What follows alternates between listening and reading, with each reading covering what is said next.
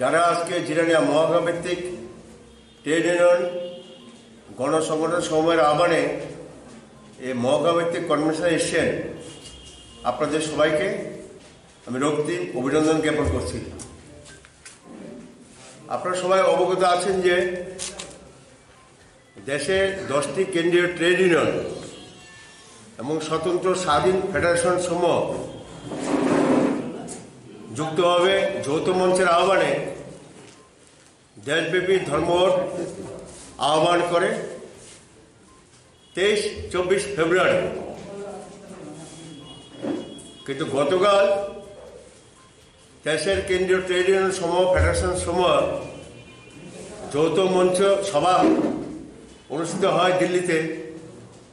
সেই সভায় আলোচনা ক্রমে সিদ্ধান্ত হয় যে দেশের সংসদ অধিবেশন তার মেয়াদ উত্তীর্ণ করে 28-29 মার্চ পর্যন্ত করা হবে। এই একটা বিষয়কে বিবেচনায় রেখে তার সঙ্গে এই সময়ে ফেব্রুয়ারি মাসে দেশের বৃহত্তর রাজ্য উত্তরপ্রদেশে বিধানসভা নির্বাচনের নির্ঘণ্ট এই সময় পড়েছে। এই দুইটি বিষয় বিবেচনা রেখেই গতকাল জরুরি ভিত্তিতে কেন্দ্রীয় ট্রেড ইউনিয়ন সমূহ ফেডারেশন সমূহের যৌথ মঞ্চের উদ্যোগে সভাতে সিদ্ধান্ত গৃহীত হয় ধর্মঘট 23-24 ফেব্রুয়ারির পরিবর্তে 28-29 মার্চ 2022 এটা করা হবে।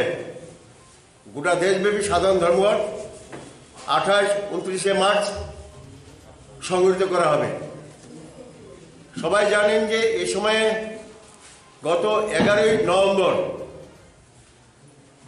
দিল্লিতে জাতীয় স্তরে সমস্ত ট্রেড ইউনিয়ন সমূহ ফেডারেশন সমূহ এবং যৌথভাবে সিদ্ধান্ত গ্রহণ করে জাতীয় কনভেনশন থেকে যে আমাদের দেশে কেন্দ্রীয় সরকার